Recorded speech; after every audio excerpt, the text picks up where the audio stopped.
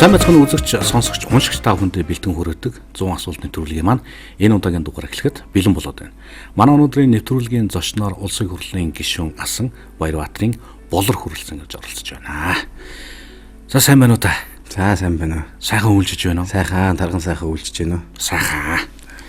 За ингээд юуны өмнө бидний урилгыг хүлээн авч нэвтрүүлэгт манай хүрэлцэн гэж оролцож байгаа. Танд маш их баярлалаа. Та бүхэн ч их баярлалаа. Ажил төрлөн тавтай байна уу? Тавлаг сайхан байна. За багшийн ажил нь хэрэг? Гоо яг удажгүй тий 16 оны сонгуулиас хойш багшийн ажил хийж байгаа. Сайхан байгаа. Хүүхдүүдийн дунд ажиллаад удажгүй сайхан байна. Нэг л толгой тарих амарж байгаа юм шиг л. Тий ер нь бол хүүхдүүдтэй ажиллахад бас эерэг энерги авч ийн л да. Тэгэхээр ерөнхийдөө бол толгой тарих нэлээд сайн амарж байгаа гэж хэлэхэд болно. Энэ ч хоёулаа 5 жилийн дараа баг иргэд уулзж байна. Тийм бах. 14 оны хавцаал Орсон тийм шиг санагдаж байна. За ингээд хоёулаа нэвтрүүлгээ эхэлнэ. Би танаас нөө сурсан ёсоор 100 асуулт асууна. Гэхдээ энэ удаагийн 100 асуулт бол арай ондоо байх болов уу гэж бодож л байна л да. За нэвтрүүлгээ эхлэе хоёлаа. Тэгээ. Эхний асуулт маань ам бол нэмсэ. За гэр бүлээ танилцуулж. За 14 оноос хойш ч одоо манайх чинь дахиад 2 хүүхэд нэмэгдсэн байгаа. Тэгэхээр гэр бүлийн хувьд бол одоо бид нэр ам бүл 8 л авсан. Эхнэр 6 хүүхдийн хамтар одоо амьдарч байна. 3 хүү 3 охинтой.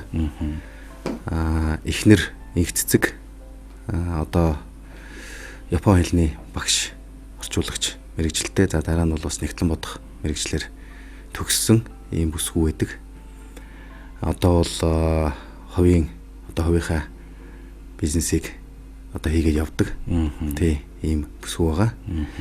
За том хүү гард маань одоо Канадад сурж байгаа. За удаах хүү Тэмүүлэн 7 дугаар ангийн сурагч Орос 3 дугаар сургуульд сурдаг. За ингээд охин намуу мөн одоо Орос 3 дугаар сургуульд сурж байгаа. Охин Мишель бас Орос 3 дугаар сургуульд сурж байгаа. Авгаас сургууль сурч. Тий. Тэгээд дараагийн охин Дүлгөөн. За Дүлгөөн маань бол одоо нэг 14 оноос хойш нэмэгдсэн таварш байгаа. За энэ нөхөр бол одоо цэцэрлэгт хүмүүжж байгаа. За ингээд хамгийн отхон хүү Тамир маань сая одоо 7 хоногийн дараа байна уу? 2 нас хүрнэ. Тий. Гэр бүлийн хувьд бол ийм ямар ч байсан 6 хүүхэдтэй болсон. Сайхан өндөр өтөрг юм байна тийм ээ. Тий харин ер нь бол тэгж бас нэг тэг төлөвлөөгүй байсан. Тэгэл одоо ингэж явсаар байгаа 6 хүүхэдтэй боллоо. Анх бол бас эхнэр бит хоёр бол нэг 3 хүүхэдтэй болно л гэж ярьдаг байсан. Тий. Тэгэхээр одоо тэрийг 2 дахин давуулж биелүүлчихэл ингээл байж гин. Ажлын ачаал бол ер нь хайрцангуй гайг болчихоо. Яг одоо нөгөө сайд дарга хийж явах үеийнтэй харьцуулбал хайрцангуй гайг болсон. Гэр бүлдээ зарцуулах цаг их болсон. Наад заханд л нөгөө 3 хүүхэд маань надтай одоо хамт нэг сургуульд байгаа учраас өглөө хөргөж өгж орой авахаас ахуулаад хүүхдүүдтэйгээ арай илүү цагийг өнгөрөөдөг болсон гэдэг талаасаа ч тэр ачаал бол харьцангуй багассан. Тий. Тэгвэл мэдээж хэрэг ажил бол ажил тийм ээ. Багшийн ажил бол бас тэгээд алсуураа бас үнийг ядраадаг ажил шүү дээ.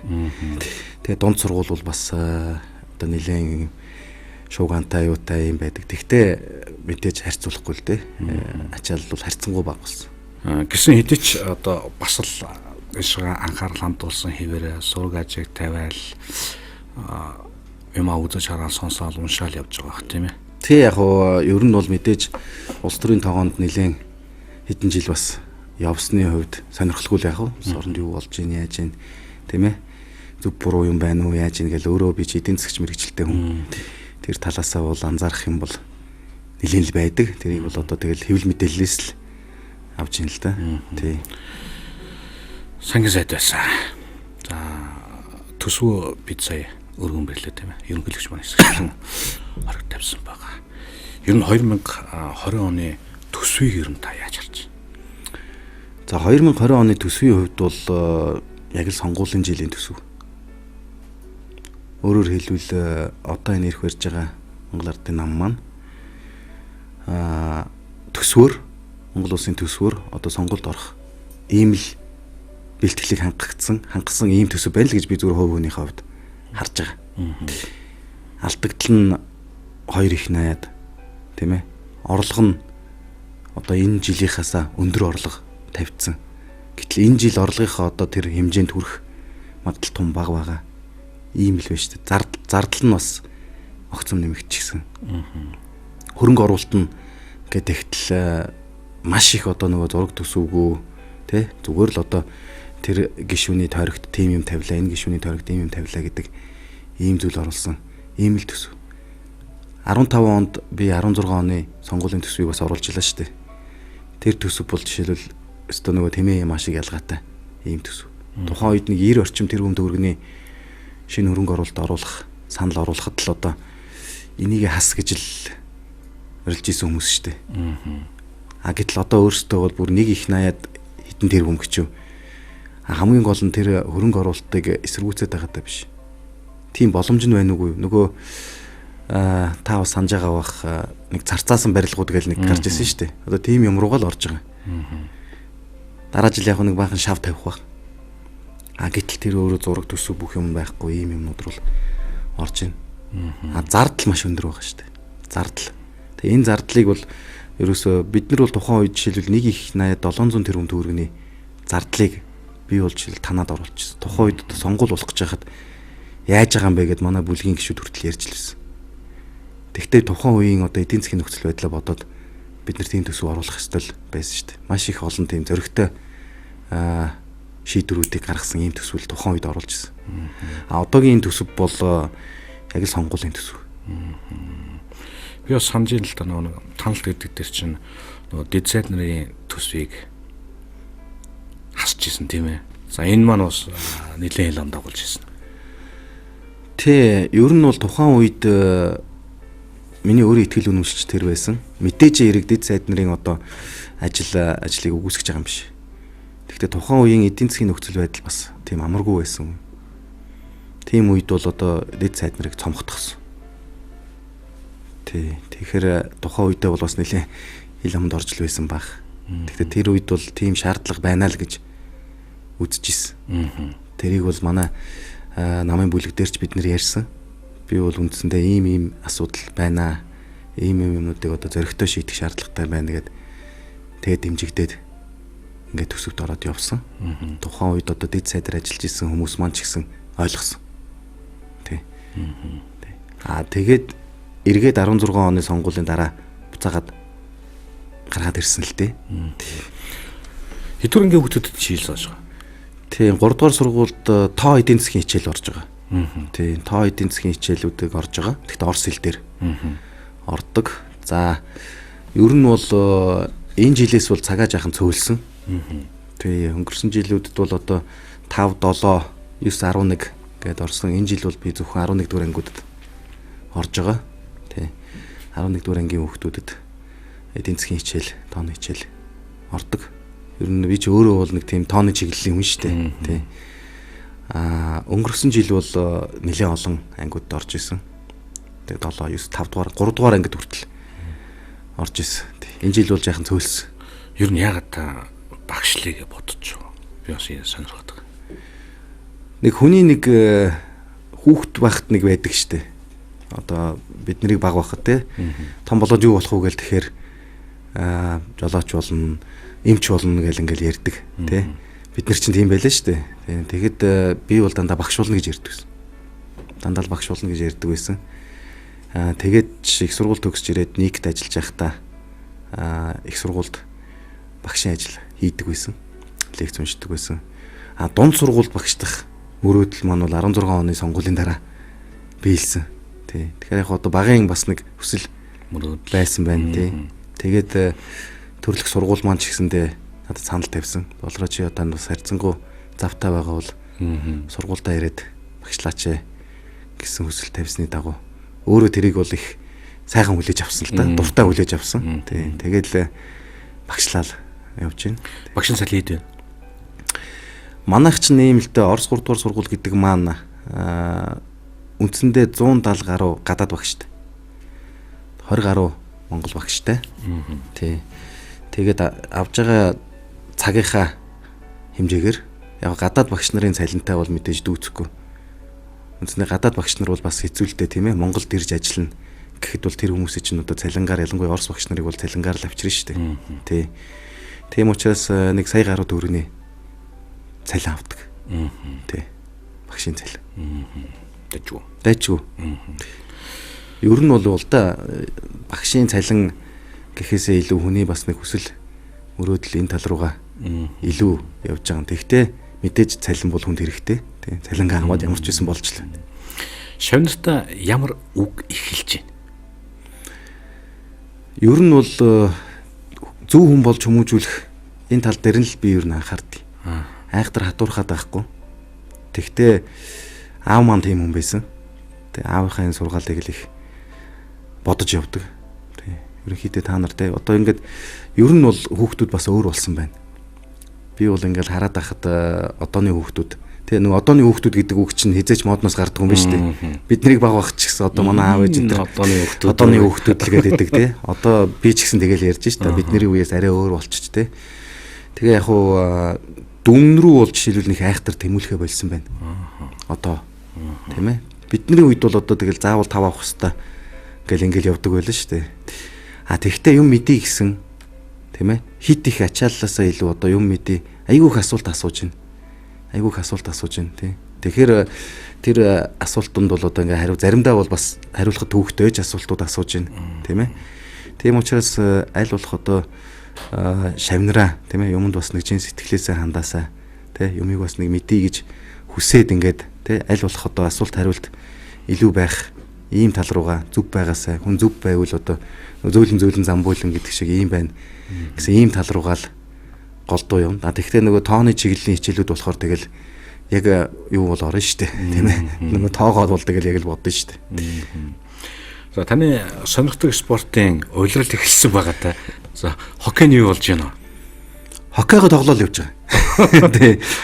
Тэгэл жоохон хүүтэрхээр л тэгэл мөсөн дээр гүгэл гарах юм байна шүү дээ. Тэгээд одоо өнгөрсөн жил 4 сарын хугацаанд 4 сарын дотор 2 удаа гараа угалсан. Яг нэг газраар. Тэгэхээр одоо яс муудаж байгаагийн шинжилдэ. Тий. Одоо хүүхдүүдэд дасгалжуулаад хальтаар унчих юм уу? Тий, яг хөө тэгэл тоглож байгаа л нэг мэтгэд нөгөө тоглолтын дундаа орно шүү дээ. Тэгэл яг хөө нөгөө мөргөлдөөл унахаараа хуучин унахаараа зүгээр байдаг гэсэн бол одоо ч унахаараа л бэртчих гээд идэг болсон байна. Тэгтээ явж байгаа. Хоккей хүүхдүүд дасгалжуулаад хүүхдүүдийн багтай. Одоо ч тэгэл сургууль тэгэл хоккейнд бэлтгэл энэ хоёрын хооронд л те явж индаа голцсон. Хоккей спортыг хүүхдүүд ер нь хэрэг сонирхож байна. Манай Монгол улсын хувьд бол хоккей спорт хөгжих бүрэн боломжтой юм спорт юм л да. Тий, одоо олон улсын олимпийн хорооны одоо Жак Роггигаа Монголд ирээд ярьж байхдаа надад бас хэлжсэн байхгүй. Танаа Монгол хүүхдүүдэд бол хоккей, бейсбол хоёр бол үнэхээр зохино. Үнэхээр танаа хүүхдүүдийн яг биеийн онцлог тохирсон юм спорт гэж ярьжсэн. Тэг яг одоохондоо нөгөө битүү дээвртэй коток байхгүй. Тийм учраас манай хүүхдүүд чинь нөгөө жилийн 4 улирал бэлтгэж их боломж байхгүй. Зөвхөн өвлөл одоо мөс тавьж штэ. Тэгэхээр одоо жаахан хоцрогдмол байгаад байгаа. Тэрнээс биш хүүхд залуучууд бол маш их сонирхдаг. Одоо харьцангуй одоо бидний үеийг бодвол хувц сунар те одоо мод цохиур хүртэл элбэг болсон байна штэ. Тийм учраас одоо битүү дээвртэй котоктой болчвол ингээл явах гал. Одоохондоо хаана хичээлээд нөө зурдаг сургуулийн тэнд үзэл нэ. Тийм 6-гийн коток ч одоо тэгэл бас л хүүхд залуучуудыг сайн дэмжиж байгаа. Сургуульчтай бас ийм сургууль одоо 52 байна, 6 байна, тийм ээ. Хорооллын коток байна. Одоо 15 ингээл нэг 4-5 коток л хотод байна шүү дээ. Дээрээс нь одоо шарын гол Эрдэнэт энтергээд одоо уламжлалт хоккейтэй газрууд байна.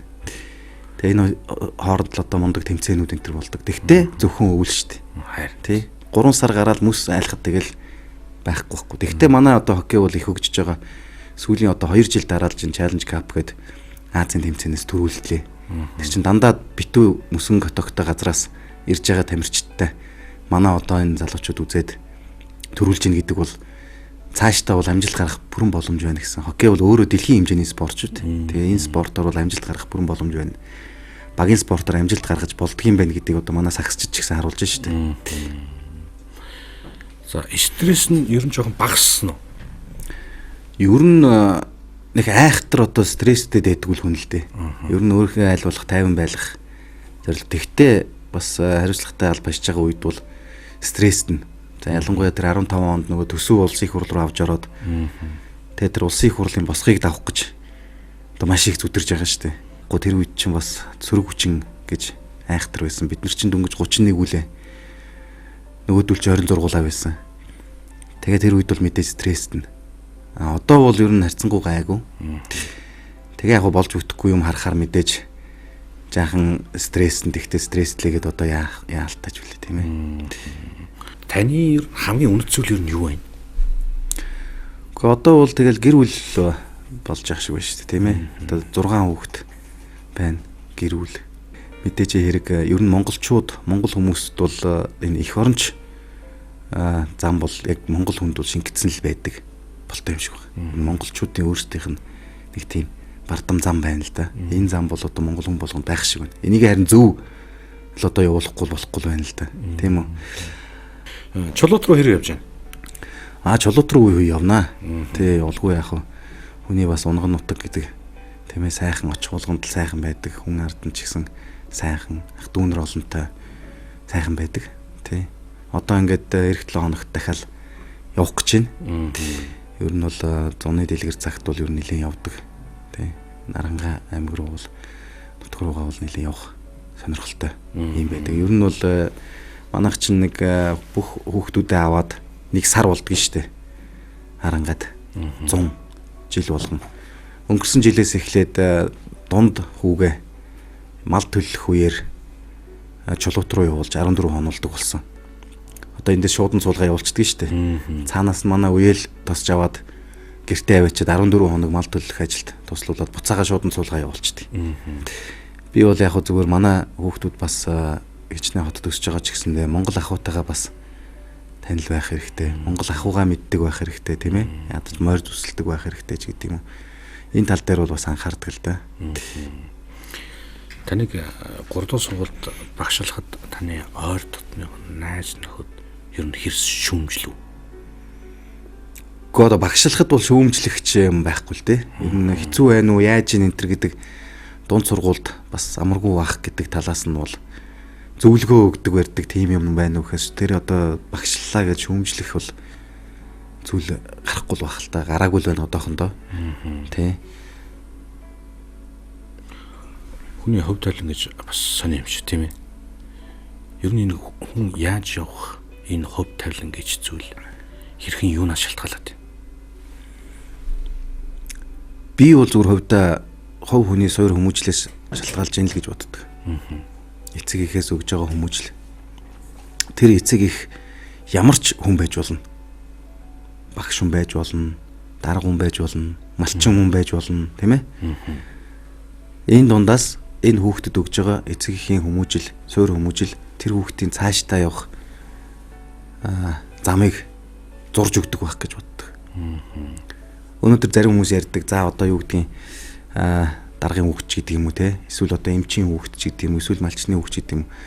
Тэг бид нар ингээд жишээ нь гадаад яманд байхад оюутнууд олон улсын харилцааны сургуульд ингээд Орос руу явхад яг л тэр суур хүмүүжил хүүхдийн тэр үл харагдаж байгаа. 6 хүүхд орон нутгаас 4 хүүхд хотоос явж байгаа. Тэр 10 хүүхд дунд янз бүрийн хүүхдүүд явж байгаа. Малчны хүүхд байна.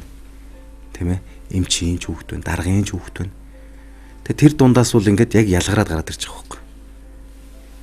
Тэр энэ илүү гэх биш яг л тэр суур югаараа гарч ирж байгаа. Малчтын одоо хүүхд гэл тэгэхэд мундаг сураад төгсөд ирж байгаа хүүхдүүд байна.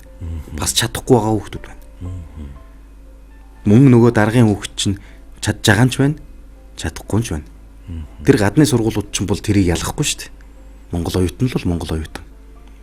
Тэгэхээр хов хүний зураг тэндээсээ л гардаг байх гэж бодож. Би бол найз нөхдөдөө ч нэлээд хилдэг. Өөрийнхөө дүүнерт шилдэг хүүхдүүдээ зөвл яхад одоо нэг айхтар эрхлүүлээл ингээл ядаг штэ. Мэдээж би ч гэсэн эрхлүүлдэг л дээ. Гэхдээ одоо зөв тал руугаа байх, хүнтэй харьцаж сурах айгүй чухал. Хүнтэй ямар ч хүнтэй ямар ч сэдвэр ярьж чаддаг байх хэрэгтэй гэж би бол хүүхдүүдтэй тэгж ярьдаг байхгүй. Аа маань бас тэгж ярьдаг байсан. Тэрүүгээр л энэ хүний цаашдын амьдрал, цаашдын одоо амжилт зурагддаг болов гэж бодоод байгаа шүү дээ. Тий. За сургуульда хүүхдүүдийн дунд хэр хүрээлэл бий болгож чадчих. Ер нь гайгүй шүү. Нөгөө юу болохоор нэг хайхтар хатуу багш биш болохоор хүүхдүүд юу байдаг вэ? Зөөлөн багш руу жоохон наалддаг шүү. Яг уу тий. Тэгтээ тэгээд бас заах юмаа бол мэдээж заана. Програмын дагуу л одоо явна шүү дээ. Тийм ээ. Оросын холбооны улсын сургалтын програмаар явж байгаа шүү дээ бид нар чинь. Тийм. Тэгэхээр унших юм бас их байна. Тэгтээ ер нь хүүхдүүдтэйгээ ерөнхийдөө их дотно байхыг л хичээдэг. Дааж авсан анги байна уу? Дааж авсан энэ жил бол байхгүй. Тий. Тэг яг одоо ингээл жишээ нь яг ийшээ ирэхийн өмнө гэтэл 11 дугаар ангийнхаа 2 бүлэгтэй төрийн ордон хүүхдүүдтэй үзүүлчихэл ирлээ. Тий. Их сайхан аялал боллоо багшаа гэл бүгдээрээ тэгэл ярьж гин тий. Тэр дотор ч ороод ингээд улсын их хурлын гишүүдтэй ч юм уу ингээд тааралтай тий. Тэгэхээр ингээл би ч яг нөгөө зарим нэгийг таньдаг болохоор энэ улсын их хурлын гишүүн тэр заа гээл тэгэхээр нөгөөдөл хүүхдүүд чинь баярлалаа байхгүй зургатаар хардаг хүмүүс байна гэл бид нар чил сайн ям дээр цайттай таарлах жишээтэй тий. Одоо нөгөө нийгмийн сүлжээ хөгжсөн хөөх юм энэ фэйсбүүкэд анги болгон хөрхөн групптэй тэгээд тэргээ хөгжүүлээд мэдгүй чадгүй зүйлээ асуу багш нарын тентэн үүрэг даалгавраа өгнө. Сошиалд хүүхдүүдтэй хэр холбоотой? За ер нь бол миний хувьд бол сошиал бол бас нэг тийм одоо маш их цаг зарцуулдаг ийм талбар болчиход байна л да. Ямар сан заримдаа бол бүр ажил бол ерөнхийдөө баг ажлын садаа шахуу болох гэдэг байна. Тий, ягаад тэгэхээр нөгөө маш олон групп юу энэ төр гэдэг өөрөө ч тэгэл нэг мэтгэд л нөгөө фэйсбүүкээ үзсэн ингээд сууж явах жишээтэй. Тий, би ч өөрөө 140 хэдэн мянган дагагчтай хуудастай. Тэрэн дээрээ тэгэл бас их идэвхтэй байна. Тэгэл нөгөө ангиудынхаа группүүд байна. Тий. Тэгээд ер нь бол нэлээд идэвхтэй байдаг. Тий. Тэгэл одоо тэрүүгээр л харьцаж штэ. Хуучин бол одоо бид нар ярьдаг байсан штэ. Одоо бидний үеийнхэн тийм ээ. Уцсгүй ээжиж нэгээ олоод байдаг байсан. 90-ад онд бол тий. Яаж иж байгаа л нэгээ олоод уулзаад. Дараа нь гар утастай болсон. Гар утсаар бол одоо ингээд харьцдаг байсан тий. Одоо бол ерөнхийдөө тэгэл бас л нэг тийм Viber тэгэл Facebook Messenger юу өнтэргээл те иймэрхүү юмар ингээд харьцаад одоо бол тэгээд төсөөлөгдөхгүй байгаа байхгүй. Хуучин яаж ингүү тэгээд болоод байдаг байсан юм. Тий. Хүүхдүүд бол үндсэндээ бүр цэвэр одоо ингээд техникчсэн байж тээ. Ерөнхийдөө cyber space гэдэг юм дотор л бүгд байж штэ.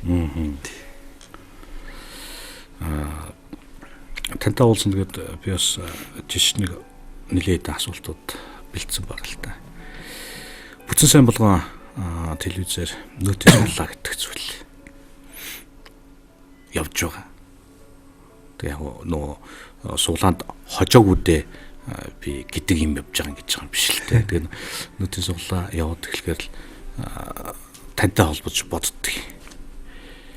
Энэ ер нь таны санж бодож ирсэнд хүрж ийн өнөөдөр. Миний бодлоор бол хүрж байгаа. Иргэд бол энд бас ам сайтай байна л гэж би ойлгодог. Яагаад тэгэхээр энэ хуулийг анх санаачлаад ингээ явахад ажлын хэсгийг би бас ахлаад явж исэн. Хэрэгжиж эхлэхэд нь би сангийн сайд байсан учраас бас анхны одоо хэрэгжүүлэлт бүх юмын одоо бүх бэлтгэлийг хангаад бүх юуг нь хийгээд ингээ явж исэн хуулийн хувьд одоо өмөрөх гэдэг нь шүү дээ. Тий. Ерөнхийдөө бид нар яг энэ Европын холбооны улсуудын жишг юмыг харсан. Туршлагыг ерөнхийдөө судалсан. За тэр дунд одоо Португал улсын Испани тий ингээд үзээд за энэ л зөв юм байна. Ингэж явж иж бид нар нэгдүгээр далд байгаа эдийн засгийг ил гаргах. Тий хоёрдугаарт иргэдэд хариуцлагажуулах. Ийм нөхцөл байдал орж байгаа юм л да. Одоо жишээ нь манай одоо ресторан ажиллаулдаг манай нэг найз байна. Ресторан найз. Тэр нөхөр бол одоо өнөөдөр орлого зарлага бүх юм нь ил болчихж байгаа. Өөрт нь ч амар байна гэж байгаа. Нөгөө нэг одоо зөөгч нөрдөө урд нь бас идэгдгүү ч юм уу те янз бүрийн юм байдаг. Тэр юм чинь байхгүй болчихж байгаа шүү дээ. Ягаад тэгэхээр хүн дандаа баримтаа нэгдэг болцсон. Баримтаа нэхэхээр нөхөр өөрөө ч орлогоо нуух боломжгүй. Наанаас нь одоо жишээлбэл дундаас нь ингээд бас нэг яадаг өрдөг юм ч байхгүй болчихно. Ягаад гэвэл тэр үйлчлүүлсэн хүн чинь өөрөө баримтаа заавал нэхнэ. Баримтаа аваад. Тэ тэр чи уншуулах гэдэг одоо бүгд л уншуулж штэ. Тий. Сайн уншилт болж байгаа. Тий, сайн уншуулт болж байгаа. Орон нутагт жоохон хангалтгүй хэрэгжээд байгаа. Энд би бас харамсаад байгаа. Уг нь бол орон нутгийн дэлгүүрүүд энэ машин авах л нэг зардал байгаа штэ. Тэр баримт хэвлэх. Одоо бүгд шилэн данстай шилэн кабелтай болсон. Бүгд интернеттэй болсон. Тэр дэлгүүрт бол ямар ч алдах юм байхгүй штэ. Уг нь бол. Тэгээ бид нар бол хамгийн гол нь энэ эдийн засгийг л ил болгох тийм ээ. Энэ зорилго байгаа байхгүй. Тэр хэмжээгээр татврын орлогын чинь зөв аргаар нэмэгдэж штэ. Хондо хүн юмаа худалдаж аваад баримтаа нэхэж авч чинь. Нөгөө зарж байгаа нөхөр баримтаа өгч чинь автоматар санд мэдээллийн санд яваад орчиж чинь. Энэ өөрөө зөв зарчим. Зөв зарчмаар бид нэр татврын орлогыг нэмж гин. Бүрэн дүүрэн хэрэгжихгүй байна гэдэг нь яг би зүгээр орон нутгаар хаяа явахаар баримтаа авъя гэхээр өгдөг байхгүй. Уг нь заавал өхөл ёстой. Тэгээ яг энэ дэр бол нэг ийм зүйл яригддаг байгаа шүү дээ. Хожихгүй байна уу? Энэ суглаа гэдэг юм чинь одоо ус дээгүүрээ яадаг юм шиг байна гэсэн юм явж байгаа та ч гэсэн сонсч л байгаа шүү тийм ээ. Энэ хожино гэдэг суглаанд итгэж яхаар буцаал болдоход өдөө хувийг авъя гэсэн зүйл яригддаг байгаа шүү дээ. Энэ юу боломжтой юу? Гэхдээ яг боломжтой л доо. Боломжтой. Бид нар бол яг ихний ээлжинд ямар ч үсэн ингэж явах нь зөв юм байна. Суглаа гэдэг бол яг нөгөө баримтаа авах тийм ээ. Баримтаа заавал нэхэж авах ч гэдэг юм одоо ийм юу болох юм а гэж. Суглаанд хожих гэдэг дээр би бол нэг зүйл дээр хэлмээр байдгийн. Энийг хийсэн залуучууд үнэхээр мундаг залуучууд байсан. Ямар ч ус төргүү. Энэ залуучуудыг харин одоо сольж холиод ингээд яасан л сургадуулсан. Гэхдээ энэ залуучууд бол энийг маш сайн хийсэн. Тэр би жишээ гээд хэлэхэд одоо яг энэ суглаа явагдаж эхлээд 4 жил бараг болох гэж байна. Энэ хооронд бол нэг 2-3 удаа 30,000 төгрөг хоцж л байсан. Тий. Хоцж л байсан би яг өөрөө. Тий. Тэгээ энэ бол зүгээр ямар нэгэн байдлаар одоо суглаа нь одоо бохироо өгч чинь би бол тийм тэгж бодохгүй байгаа. Тийм юм бол байхгүй, тийм боломжч байхгүй.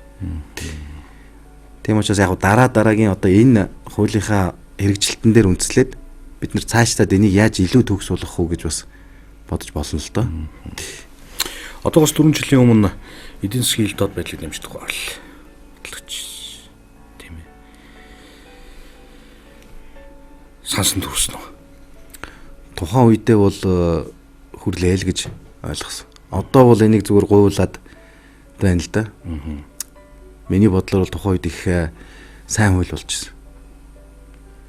Миний л одоо ойлгосноор бол голцуул дандаа бизнес хийдэг хүмүүс жижиг дунд бизнес эрхэлдэг улсууд одоо нөгөө зах дээр 8 хийдэг улсууд иймэрхүү улсууд л ихэнх нь хамрагдсан шүү дээ. Энэ хуулинд чи өөрөө хом мэдүүлдэг албан тушаалтнууд энэ хуульд хамрахгүй гэдэг заалт бас байгаа шүү дээ. Хөрөнгө орлогын мэдүүлэг одоо өгдөг хүмүүс хамрахгүй гэдэг ийм зүйлч бас байгаа юм. Одоо л мушгин гуйлаад байгаа болохоос биш тухайн үед 33 их 80 төгрөгийн далд эдийн засгийг бид нэр ил болгочихсон. Дотоодын нийт бүтээгдэхүүнээсээ их том тоо шүү дээ.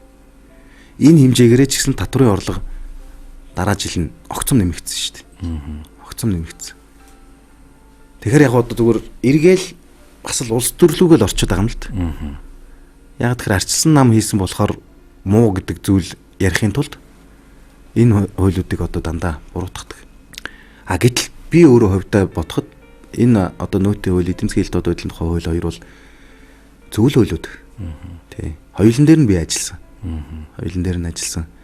Тухайн үед их хурлын энэ дээрээс баасан хүү гишүүнтэй муудалцаал байж лээс би ч одоо тэгж уг нь бас нэх уурлаад байдгүй юм шүү дээ. Тий. Тэгээ энэ хуулийн өр нөлөө бол уг нь гарсан шүү дээ. Тэгэхдээ одоо эргээд далд хэлбэрлүү нь оруулаад эхэллээ шүү дээ. Татвар нэмээд эхлэхэр чинь. Далд хэлбэрлүүгөө буцаад орно. Бид нэр уг нь эдийн засгийг айлуулах, ил болгож иж цаашдаа манай эдийн засаг тэлэх байхгүй. Гэтэл эдийн засаг тэлэх энэ бодлогыг хийхгүй болохоор эргээд одоо нөгөө бүр дээр үе нөгөө нэг дамын 8 чи энэ төр гэж ярьдаг байсан шүү дээ. Тэр үед чинь далд эдийн засаг чинь одоо жинхэнэ байлаа шүү дээ.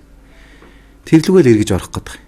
Тэгэхээр эдийн засгийн хил доод байдлын тухай хууль, нөөтийн хууль гэдэг энэ хуулиуд бол би бол их зөв хуулиуд байсан. Энийг бол манайх төсөв дээрээ ч мэдэрсэн шүү дээ. тэр хуультай жишээ нь холбоод одоо буруу гэж ярих гэж байгаа юм уу те? Одоо саяын саарлж ихсалт чинь тэрнээс боллоо ч гэдэг юм уу? Тийм юм байхгүй шүү дээ. Чин Фатви чинь өөрийнх нь вебсайтн дээр билээхэн бичсэн байна. Та нар энэ дөрвөн юмыг гэхэд тэр дөрвөн юм чинь тэр ил тод байдлын тухай хуультай ямар ч холбогдлого.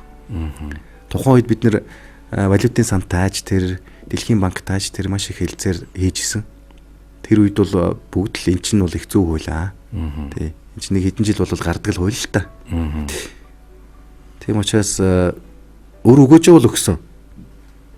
Тий. Одоо тэгээд эргээд одоо шинэ гарч байгаа хуулиуд нь эргээд буцаагаад энэний өр өгөөжийг байхгүй болгочих ийм одоо нөхцөл байдал харагдал байна л та.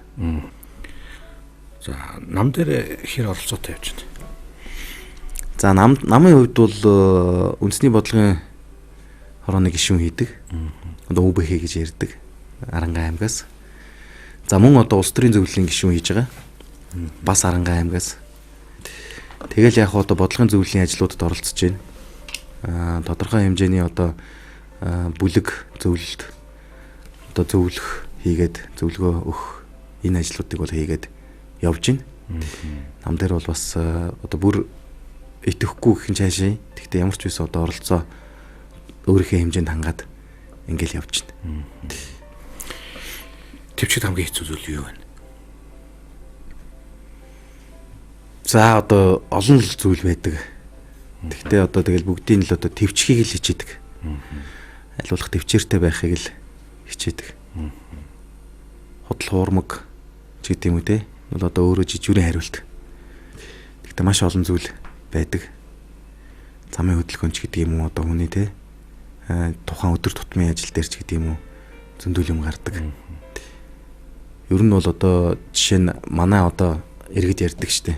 Яста нэг замын төвжрэл энэ төр гэл ярьдаг. Гэтэл 14 онд Шведээс мэрэгчлэнүүд ирээд манай энэ хотын төвжрлийг үзсэн штэ.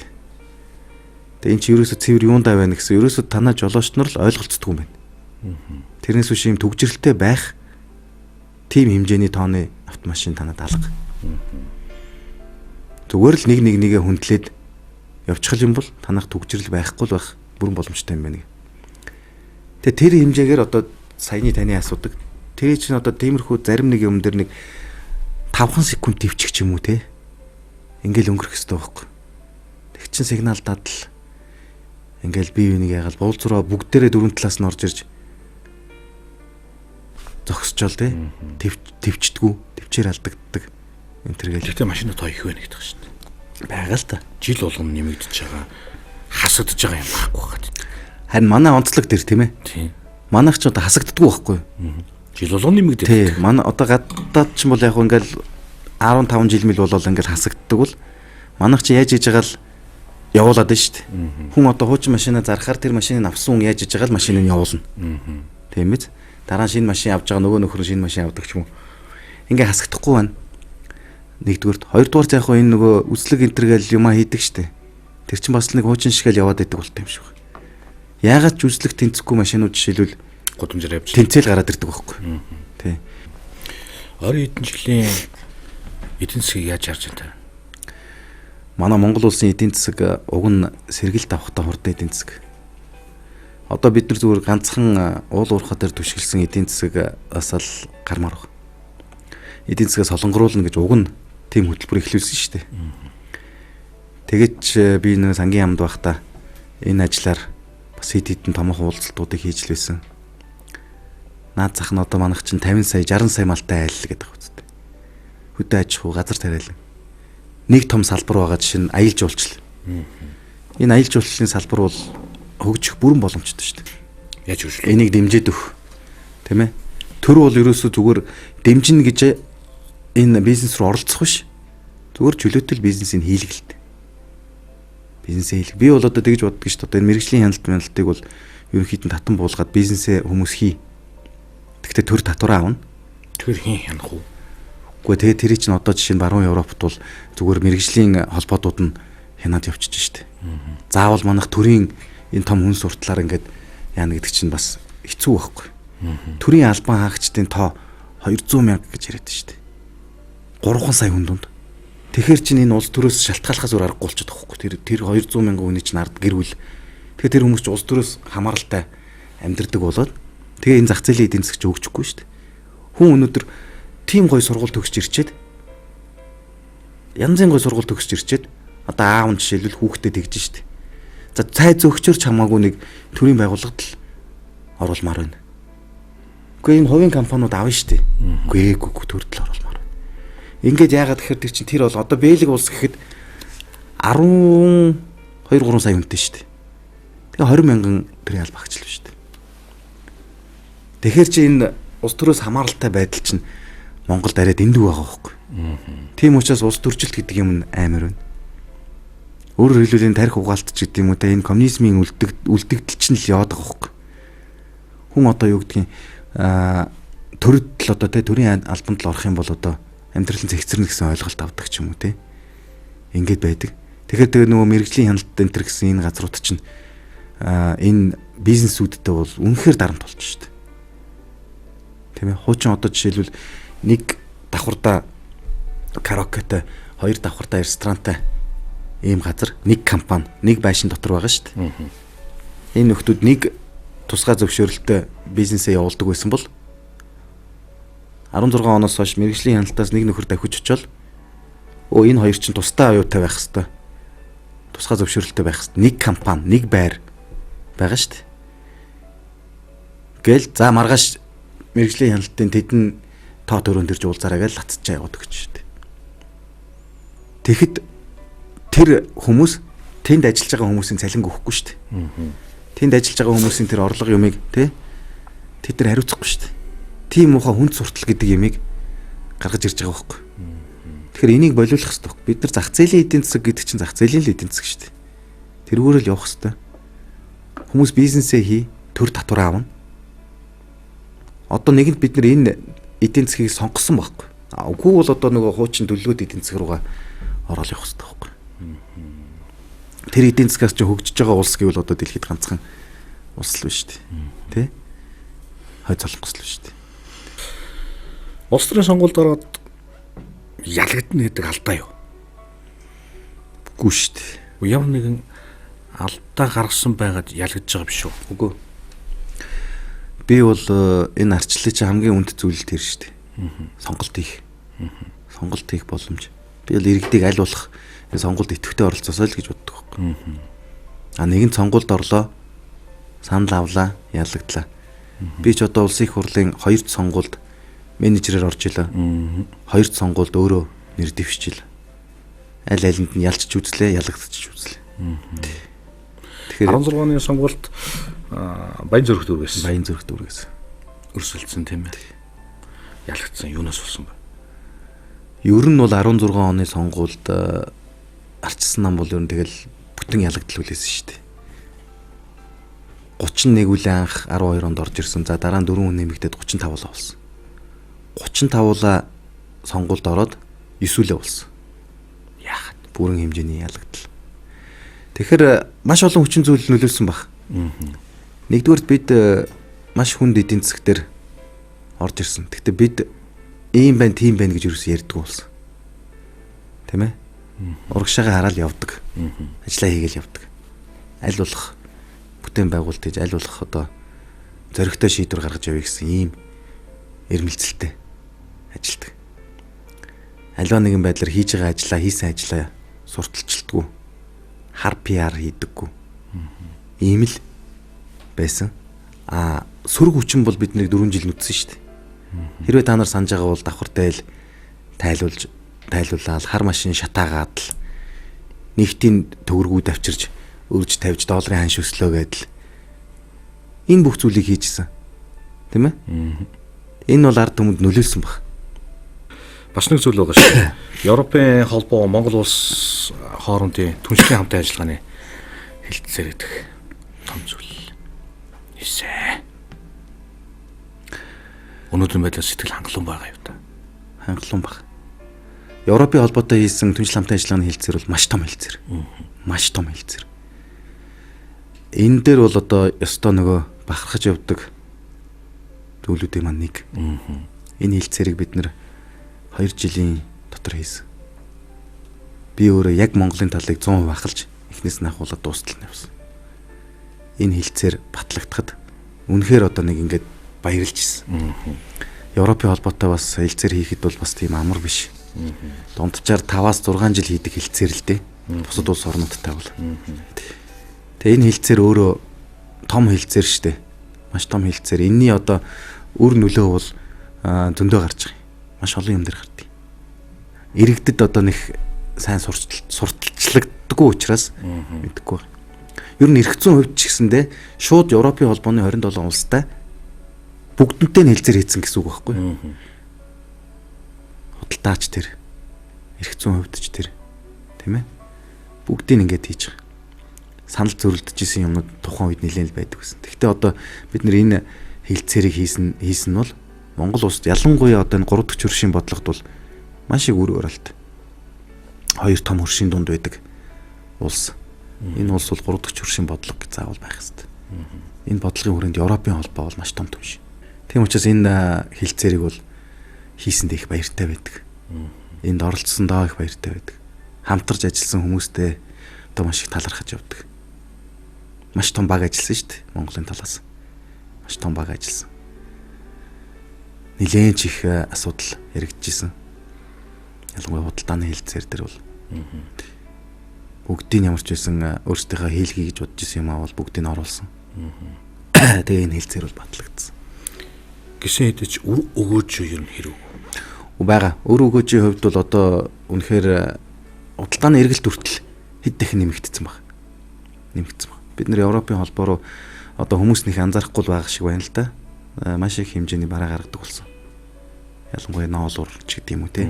Жишээлбэл энэ хилцээрийн үр дүнд маш өнгөлттэй нөхцлөөр маш олон барааг татваргүй оруулдаг ийм зарчим үйлчилж байгаа шүү дээ. Манай зарим хүмүүс нөгөө тэр олон юуг мэддэггүй байхгүй. Гэтэл маш олон би одоо тоог нь мэдэхгүй байна. Маш олон барааг татваргүй оруулах ийм одоо хилцээр шүү дээ. Ашигладаг хүмүүс бол зөндөө байгаа. Хэрвээ илүү сайн мэдэх юм бол энд бол маш их боломж байгаа байхгүй. Эрх зүйн хувьд ч гэсэндээ Европын холбоотой бид нар Монгол иргэдийн асуудал тийм ээ визний асуудал одоо ингээд жишээ нь дипломат паспорттай хүмүүс визгүй орно гэж байж штэ хүмүүс боддог байхгүй юу гоо энэ тэгэл зөвхөн дарга нар л юм байна штэ үгүй байхгүй тэр чинь дараал явдаг байхгүй одоо удахгүй албан паспорт тэгээд энгийн паспорт гэдэг ингээ гэт тэр хилцээр байгааг бол байхгүй штэ тэгээ энэ суурьж тавигдахгүй Европын холбооны төлөөлөгчийн газар Улаанбаатарт нэгдсэн баг.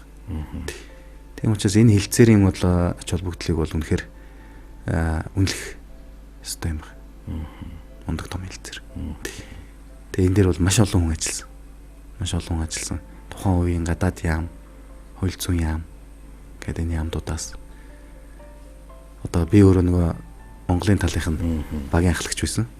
Тэгээ энэ хүмүүстэйгээ одоо ажиллаад их үеиг байдаг. Тэр үед аливаа нэг улс төр байгаагүй. Заавал энийг л хийх ёстой. Энэ угаасаа хэрэгтэй хэлцэр. Улс төрч хүн ер нь ямар байх ёстой юм бэ? За миний хувьд бол бүтээлч байж ижил улс орон хөгжинэ. Би бол зүгээр ингэж харддаг юм. Манайх бол харьцангуй бүтээлч юм байна. Юм хийх гэж зорддог юм байна. Тэр явцдаа бол бас мэдээж алдаа гаргадаг юм байна. Зоригтой хийдэг юм байна. Тэрнээс улс төрч хүн гэхээр одоо нэг нийгмийн нэг тийм юу байгаа штэ. Аль их ярьсан, аль их попорсон. Одоо попорлт бол бүр арай хэтэрч байна. Гэхдээ иргэд бол энийг бас ойлгодог болж эхэлж байгаа юм байна. Бүр арай дэндүү попорж штэ. Хин попорж. Тэгээ одоо энэ чинь ингээд улс чинь ийм попуудаас болоод хөгжихгүй байгаа байхгүй. Улсын их хурл 7 жил суудсан, 7-оос дээш жил суудсан. За тэгээ яг юу хийсэн бэ гэхээр нэг л их ард түмэн гэж орилсон л төгтүүд биш үү. Тийм хүмүүс байна шүү дээ. Одоо тэр билээхэн манайх мэдж байгаа байлгүй дээ. Тийм ээ. Тэрнээс одоо ийм хилцээр ингэсэн юм уу, тэрнтэй ингэсэн юм уу, одоо хууль ямар хууль батлуулсан ч гэдэг юм уу. Тэгэхээр байхгүй. Тэгвэл маш их ард түмэн гэж орилдог. Ард түмний нэрийг барьж их ярьдаг. Тэгээ ийм хүмүүс сонгогдоод авах юм бол Монгол улс яг энэ зах зээлийн зарчмаар бол хөгжөхөд их төвөгтэй. Попууд ч өөртөө л гангараад байна. Ер нь бол. Тэгэхээр энэ өөрөө яадгүй гэхээр эдийн засгийн өсөлтөө дагаад би түрүү хэлсэн те тэр төрийн албыг зөөрүүлээд зөв юм руу н оруулаад мэрэгжлийн холбоотууд нь хариуцуулаад тэгээ энэ улс төрөөс шалтгаалдаг энэ байдлыг л багасгах хэрэгтэй. Одоохонд Бельгид гэхэд сонгуулийн эрс 20%, 30%. Сонирхгүй шүү дээ тэр улс төрч. Тийм ээ? Гэтэл энэ чинь болохоор манайх яд үхэр л одоо мэдээ гарлаа гэхэд 50 минут нь улс төр гарчдаг. Нэг цагийн мэдээний чинь. Бүх хүмүүс улс төрч болцсон. Энэ байдлыг л өөрчлөх хэрэгтэй байхгүй. Энэ байдлыг өөрчлөхийн тулд яах вэ? Бид нэр эдийн засгаалт хэлнэ. Хувийн хвшлээ дэмжинэ. Тийм ээ? Хувийн хвшлээ дэмжинэ. Одоо хүмүүсийн дунд нэг тийм юу оруулаад байна шүү дээ. Одоо юу гэдэг нь те хувийнх бол муу те улсынх бол сайн ч гэдэг юм уу те. Ийм зүйл яваад амжилттай яваа том бизнесүүдэд дэмжихийн оронд дандаа л ингээл нэг яаж л нэг те яах вэ гэсэн унах уу тэх үү те нэгнтэйгээ одоо шөргөөцөлдсөн ч гэдэг юм уу иймэрхүү зүйлүүд харагддаг шүү дээ. Үндэсний хэмжээний том компаниуд ч л улсын эдийн засгийг авч явна шүү дээ.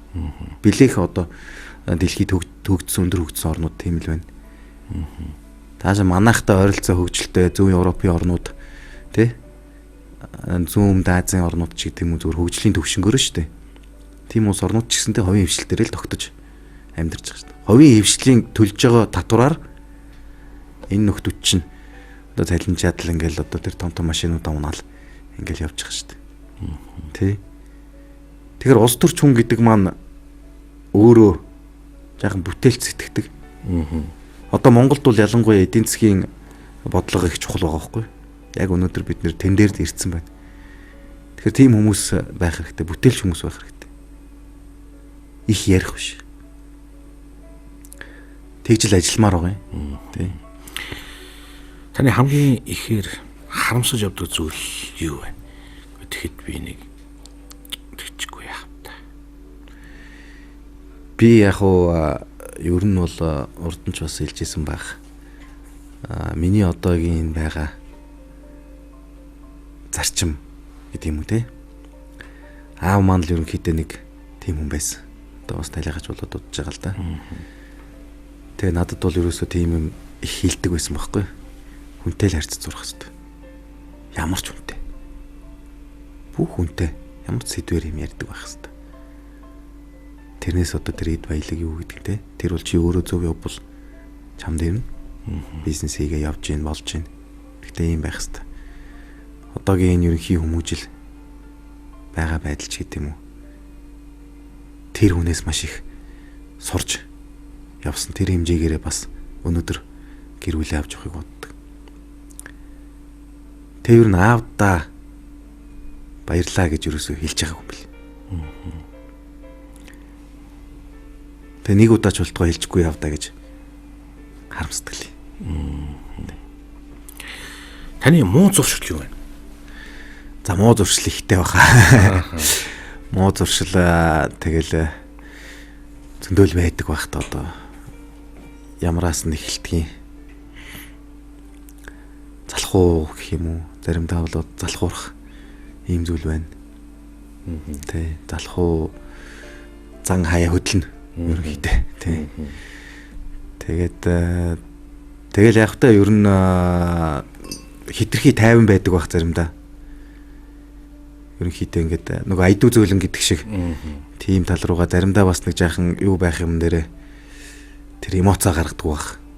Тий. Эмоц гаргах нөгөө зөв үйл гэж өөрөө хувьдаа би боддог ч гэсэн тэгэл заримдаа бас эмоц баг гаргана. Тий. Тэр бол одоо бас жаахан дутагдaltaй тал. Тий. Ерөнхийдөө нэг тийм нэрэл хүүч гэх юм уу тий. Тиймэрхүү ч юм бас ажиглагддаг байх. Яг хийх ёстой юм аа л хийх ёстой гэсэн тийм ойлголттой л байна л да. Юу хийхийг хамгийн ихээр хүсэж чинь та? Ер нь байж та зүгээр том зураг хараад яах юм бол бидний үр хүүхэд, тэдний үр хүүхэд энэ Монгол улсад л амьдрна. Тийм ээ. Тэгэхээр энэ ирээдүй болсон ирээдүйдээ аль болох зөв үлдээх ч гэдэг юм те зөв эдийн засгтай болгоо зөв зам руу н оруулаач гэдэг юм уу. Энэ тал руугаа л бид нэр хамтарч ажиллах хэрэгтэй. Нэг хүний хийдэг ажилч биш л те. Одоо манай үеийнхэн бол хоёр нийгмийг ингээд үзээд шилжилтийн үеэр ингээд даваад гараад ирсэн ийм улсууд бол арай өөрөөр сэтгэмэр баг. Арай өөрөөр сэтгэмэр баг. Тэгэхгүй ингээд дандаа нэг ингээл нэг тэгэл одоо дахиад би хэлээ л попорчих юм бол тэгэл ер нь болчих юм шиг те. Ингэж яваад ахаар бүтэхгүй л байна л да. Завсрын үе болох гээд байна. Нөгөө 70-аад оныхын завсрын үе гэдэг шиг тэр юм руу явах гээд шүү дээ. Тэгэхээр эндээс бол гармаар байгаа. Илүү бүтээлч баймаар. Суралцсаар л байна да. Суралцсаар л байна. Ер нь бол ялангуяа нөгөө том ангиуд дахлах ангиуд хичээл орохоор бас нэг юм асуухаар нь хариулж чадахгүй баларчихъя гэж бодоод маш их юм уншдаг юм байна. Уншдаг болдго юм. Ялангуяа одоо тооны хичээлийг чинь бас мартсан байж тээ. Нарийн ширээний. Тэгээ дээрэс нь орос хэл дээр. Тэгэхээр өөрөө их юм уншдаг болдго юм байна. Тэгэхээр дахиад суралцж чинь гэсэн үг. Суралцж чинь гэсэн үг. Ер нь бол хүн хөвтлээс суралцдаг юм гэсэн шүү дээ. Хэрэг ууралж байна. Гайгүй шүү. Уурлаад ч одоо хүүхдүүдэд уурлаад ч яг ажил дээр бол уурлах ч юм нэх гайгүй. Тэгтээ яг хаяа бас уурлна. Тий. Одоо миний нэг ганц дургүй юм яг хичээл дээр бол партн дээр ингээд хэвтцэн байгаа хүүхдүүдэд их эвгүй харцдаг. Партн дээр хэвтэх юм бол ер нь л хөөгө гаргачих шүү. Одоо харин тэгээ хэвтгэхэ болчиход байна. Тий, тэрийг бас мэддэг болсон байна. Ерөнхийдөө ингээд партнер одоо бидний үед бол тэгж болдгоо л байсан. Би тэгээ хэлдэг юм одоо яадаг юм болдог болцсон юм уу гээл. Тий. Тэгэхээр тэрэн дээр бол нэг жаахан уурлнаа бас. Тэгтээ ер нь гайгүй шүү. Тий. Та азтай хүн үү? Би азтай. Яагаад? Яагаад гэвэл энэ сайхан улсад одоо Монгол хүн болж төрсөн. Нэгдүгürt. Бусад орнуудтай харьцуулаад үзье л да. Тийм ээ. Хоёрдугаарт сайхан гэр бүлтэй, сайхан хүүхдүүдтэй амьдарч байна. Тэгэхээр азтай л гэж бодно. Тийм одоо юу ч боллоо гэж азгүй байх үү. Тийм ээ. Тийм. Цаашдаа ер нь юу хийх гэж байна? Гэхдээ одоо тэгэл ажиллаад явна. Одоо эх жил улсын их хурлын сонгуульд хэрвээ намаас квот олдвол дэвшиж өрсөлдөнө гэсэн бодолтой. Тий. Тэгээд яг хөө мэдээж хэн өрсөлдөхийг намл шийдэн штэ. Угаасаа тийм тогтолцоотой. Тэр нь ч зүг бах. Тий. Өнөөдөр бид нэр бас нэг ярьдаг штэ зарим хүмүүс энэ намууд хэрэггүй өнтер гэл. Тэгэхээр зүгээр төсөөлөд үзтээ тийм ээ. 76 бие дагч гараад ирвэл яах вэ? 76 дэш хараас бас л хэцүү дээ штэ. Тий. Тийм учраас эн чинь өөрөө дэлхий дээр шалгарсан арга. Зүгээр энийг зөв явуулах нь гэдэг л байхгүй. Тэрээс одоо нам хэрэггүй ч гэдэг юм уу ийм зүйл бол байж болохгүй л дээ. Улсын хурлын сонгуул гэснээс 16 онд 16 оны сонгуулиар таны дэвшижсэн тойрогт таны өрсөлдөгч таны уулзалтан дээр очижсэн тийм ээ. Энэ ер нь их урд толчод болж байгаагүй юм шиг надад санагдаад байгаа юм. Тий яг энэ хэрэг яаж хүлээж авсан бэ? Монголд л болж байгааг бах л да. Нөхөр бол энд эндээс жишээ аваад тэгэл хийсэн бах. Гадаад бол болж исэн бах. Болж исэн л бах тий. Магадгүй тухайн үед нэлээд тийм том уулзалтан дээр орж ирсэн шүү дээ. 400-500 хүн цуглдсан. Тийм уулзалтан дээр л нэг том хар машин ирээл зогсоол. Дотроос нэг юм бас нэг хар костюм пижак өмссөн том биетэй 2-3 залуучууд гарч ирээл. Араас нь манай инх хоёр гарч ирээл. За ч өөрөө жижиг гин шүү дээ. Тэгэл ингээл тайзан дээр гараад ирсэн. За. Тэгээд микрофоноо гэхээр би ямар микрофон өгөхгүй гэлт юм шүү. За. Зөндөө хүмүүс хараа сууж байгаа юм шүү. Тий, тэгээд өгсөн. Тэгээ нөхөр болор бит хоёр найзууд болор бит хоёрын дундуур юу ч орохгүй. Найз дамжилт үсийгээл тэгэл гараа авчихсан шүү дээ. Тэгэхэр ч одоо би яах вэ? Баярлаа гэж үлдэн үсттэй одоо өөр яах вэ тийм ээ.